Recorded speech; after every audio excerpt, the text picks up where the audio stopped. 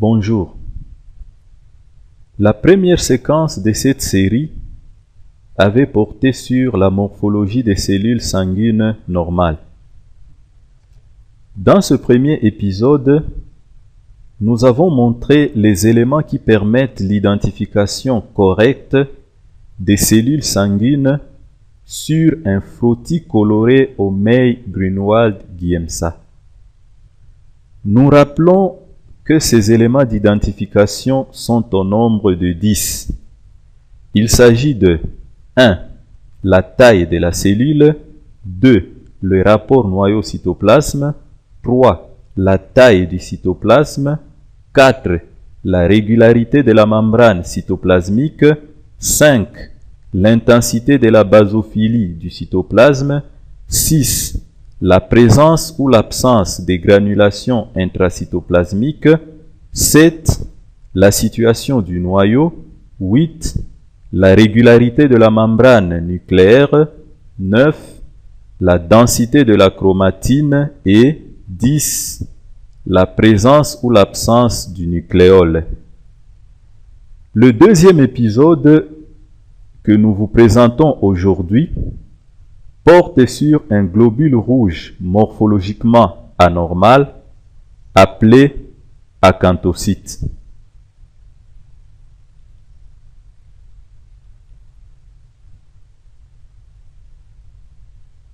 Mais avant de parler de l'acanthocyte,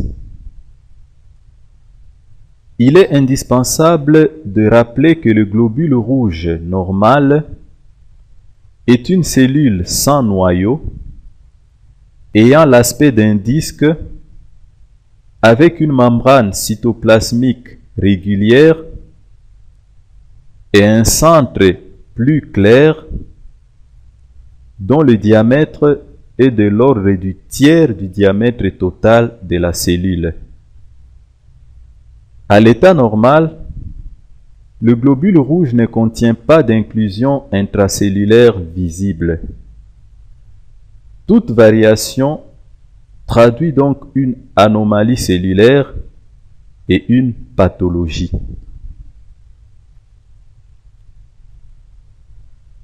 Alors, quelles sont les particularités morphologiques de l'acanthocyte? Comment distinguer un acanthocyte d'un globule rouge normal? La grande différence réside dans le fait que la membrane cytoplasmique de l'acanthocyte n'est pas régulière comme celle des hématies normales qui l'entourent sur ce frottis. On observe à la surface de l'acanthocyte quelques spicules.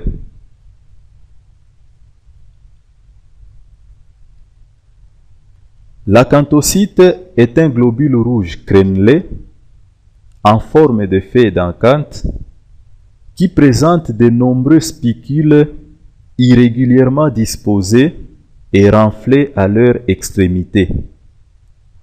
Nous attirons votre attention sur deux mots, le mot irrégulier et le mot renflé. Ces deux aspects nous permettront de distinguer l'acanthocyte de l'échinocyte dont les spicules sont régulièrement disposés et pointus. Nous le verrons dans les épisodes qui vont suivre.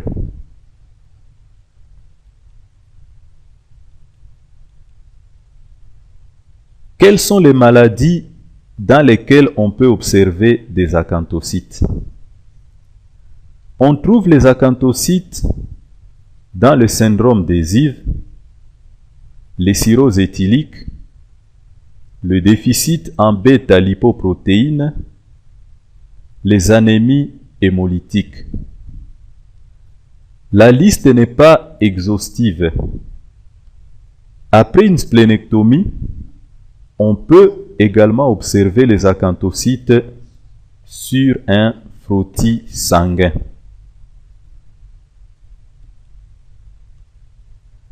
Analysons ensemble ce cas. Le nourrisson Mathieu, âgé de 18 mois, de sexe masculin, vient consulter pour diarrhée. Le début remonte à 3 jours de la présente consultation par une diarrhée faite de selles pâles, nauséabonde et volumineuse, en raison de 8 à 9 exonérations par jour. Mathieu est le premier enfant de 2 parents consanguins. Il est né eutoxiquement avec un poids de 3200 grammes, un apgar de 9, 10, 10. Dans le complément d'anamnèse, on signale un retard de croissance. À l'examen physique, les signes vitaux sont normaux, l'abdomen souple, sans splénomégalie ni hépatomégalie. Toutefois, le médecin note que tous les paramètres de croissance étaient inférieurs au 5e percentile du diagramme de croissance.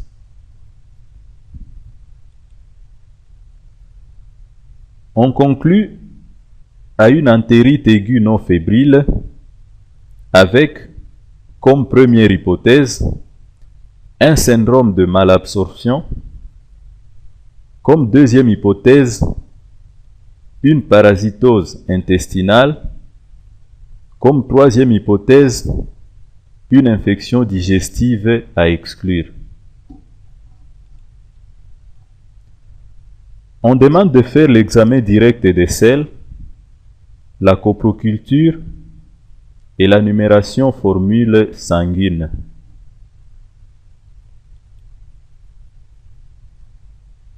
La numération formule sanguine, faite à l'automate d'hématologie, revient normale.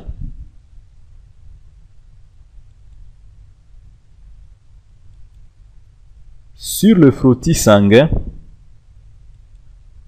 on observe de nombreux acanthocytes représentant environ 50% des globules rouges.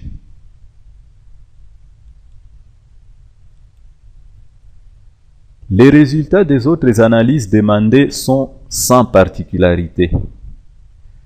Il n'y a donc ni infection digestive ni parasitose intestinale.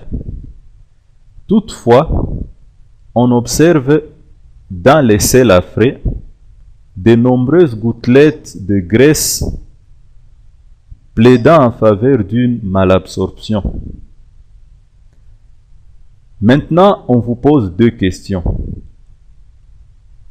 Quel est votre diagnostic?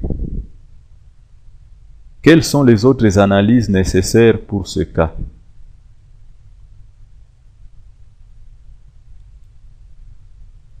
Pour répondre à ces questions, nous commençons par rappeler les hypothèses diagnostiques d'une acanthocytose. Cirrhose éthylique, peu probable car le patient n'a jamais consommé l'alcool. Après splénectomie, exclu car le patient n'a aucun antécédent chirurgical, il n'a jamais été opéré. Le syndrome d'Esive, exclu car le tableau clinique n'est pas typique d'une insuffisance hépatique majeure. Le tableau clinique du patient plaide en faveur d'un déficit en bêta-lipoprotéines ou à bêta-lipoprotéinémie.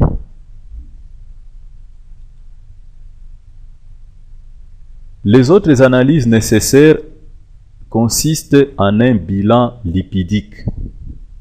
Ce bilan, comme on le voit, montre une disparition subtotale de LDL du sérum une hypocholestérolémie totale, une hypotriglycéridémie et un effondrement de l'apolipoprotéine B.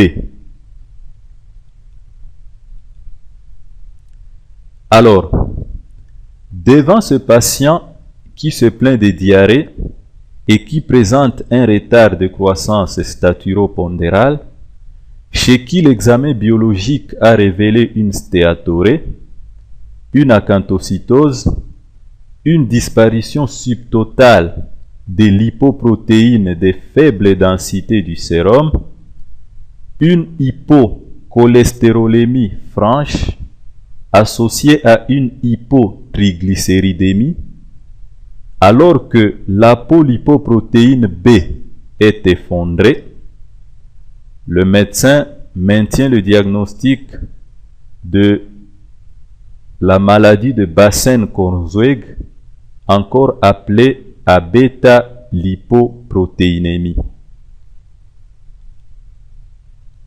Ce diagnostic a été confirmé par le test génétique qui a révélé des mutations du gène PMTT.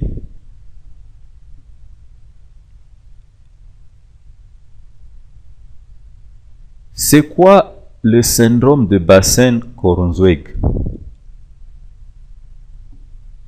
La bêta-lipoprotéinémie ou syndrome de Bassen-Corzweg est due à des mutations des deux allèles du gène PMTT. Ce gène est situé sur le bras long du 4e chromosome à un emplacement précis ou locus nommé 24. Les mutations du gène PMTT entraînent un déficit ou une absence de la protéine microsomale de transfert des triglycérides dans les entérocytes, d'où un syndrome de malabsorption des graisses se traduisant par des diarrhées avec stéatorée. La maladie de Bassen est un trouble métabolique récessif rare. La malabsorption des graisses et des vitamines liposolubles conduit à un phénotype clinique variable qui est présent à la petite enfance avec la stéatorée et le retard de croissance et peut inclure des anomalies multisystèmes progressives à mesure que le patient vieillit. La rétinite pigmentaire, la myopathie et l'ataxie spino-cérébellique ont également été signalées chez la plupart des patients en raison d'une carence en vitamines liposolubles. La maladie de Bassen est suspectée devant un patient qui présente des diarrhées avec stéatorée et un retard de croissance. La mise en évidence d'une acanthocytose à l'examen microscopique du frottis sanguin est un élément d'orientation.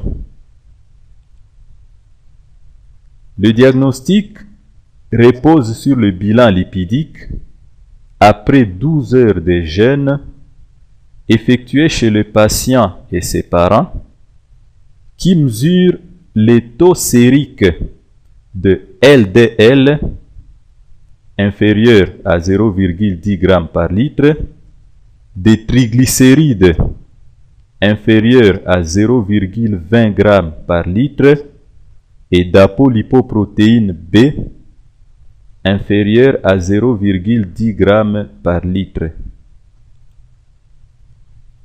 La mise en évidence des mutations sur les gènes PMTT ou ApoB confirme le diagnostic. Chers camarades étudiants, les anomalies morphologiques des cellules sanguines sont nombreuses. Comme nous venons de le constater chez le patient Mathieu, le frottis sanguin a été un outil indispensable pour le diagnostic. En effet, c'est la mise en évidence des acanthocytes sur le frottis qui nous a orientés vers le vrai diagnostic.